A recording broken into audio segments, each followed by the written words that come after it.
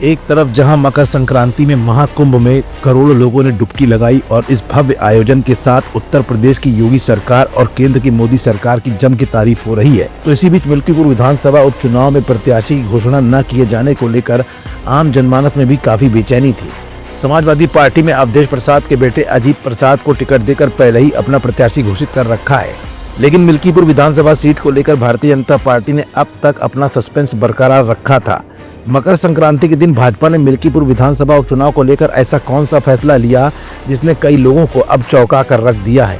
Bharatiya Janata party ने रातों रात अचानक गोरखनाथ बाबा और अन्य कैंडिडेट्स की दौड़ में शामिल कौन से नाम को आगे लाकर रख दिया। कौन है मिस्टर पासवान जो मिल्कीपुर में संभालेंगे भाजपा की कमान? ये कुछ ऐसे सवाल है जिनका जवाब अपनी आज की इस रिपोर्ट में हम आपको दिखाएंगे भी और बताएंगे भी। दरअसल काफी जद्दोजहद के बाद भारतीय जनता पार्टी ने आखिरकार इस सीट से प्रत्याशी का ऐलान कर ही दिया है। बीजेपी ने मिल्कीपुर में चंद्रभान पासवान को अपना उम्मीदवार बनाया है। मिल्कीपुर उपचुनाव में मुख्य मुकाबला बीजेपी और समाजवादी पार्टी के बीच ही माना जा रहा है।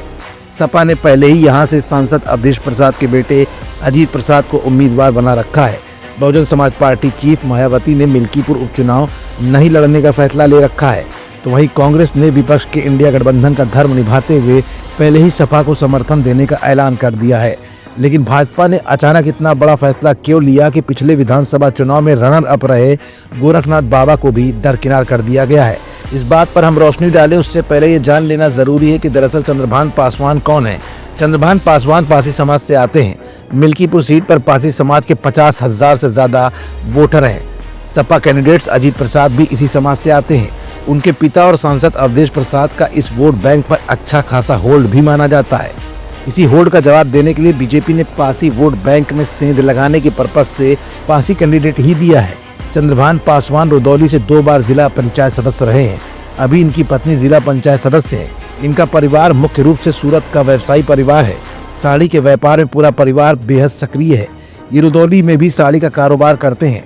चंद्रभान पासवान पिछले 2 सालों से मिल्कीपुर विधानसभा सीट पर लगातार सक्रिय दिख रहे थे। फिलहाल भाजपा के अप्रत्याशित फैसला लेने के बाद जहां एक तरफ भाजपा ने मिल्कीपुर विधानसभा सीट पर अपना सस्पेंस पूरी तरह से खोल कर रख दिया है, तो वहीं अब देखना यह है कि समाजवादी पार्टी के दिग्गज नेता अवधेश प्रसाद के बेटे अजीत प्रसाद को मात देने के लिए चंद्रभान पासवान पासी समाज के बीच कितनी पैठ बना पाते हैं और उस पैठ का कितना बड़ा असर मिल्कीपुर विधानसभा चुनाव में बीजेपी को जीत दिलाने के लिए कामयाब हो पाता है।